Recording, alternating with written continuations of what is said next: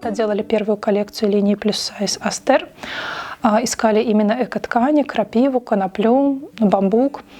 В Беларуси нашли только крапиву и коноплю, а купить удалось только крапиву.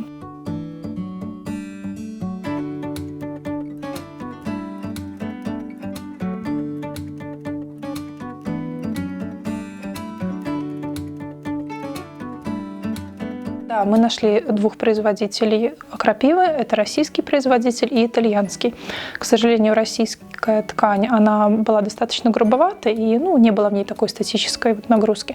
А итальянская ткань нашли у минских поставщиков, потрясающих расцветок, очень тонкая, очень благородно выглядящая, немножко колючая, но после энзимной стирки она стала мягкая, очень такая податливая к шитью и выглядит на самом деле очень эффектно. Возможно, в чистом виде, если там изделие ткано из крапивы, то да, оно там гипоаллергенное, но ввиду того, что все-таки изделие прошло уже много обработок, ткань, да, то уже там чудодейственных свойств не надо приписывать, надо быть более объективным, потому что очень мнется, так как 100% крапива, она без всяких добавок шла.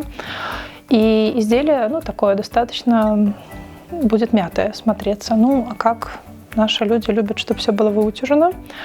Хотя я всегда говорю, мятое значит натуральное.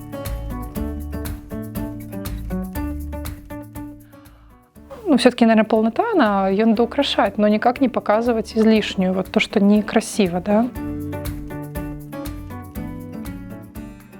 Но с чем мы сталкиваемся на сегодняшний день? Размещаем мы, например, в Инстаграме или в интернет-магазине платье. Платье 130 рублей, да. Такое самое дорогое. Люди говорят, дорого. Конечно, дороже, но они же понимают, что это изделие, если условно пальто на массовом производстве шьется 3-4 часа, то пальто в индивидуальном производстве это шьется неделя-две. Если работать непосредственно с одной моделью, да, то люди понимают хотя бы, за что они платят деньги. Тут как-то меньше вопросов возникает.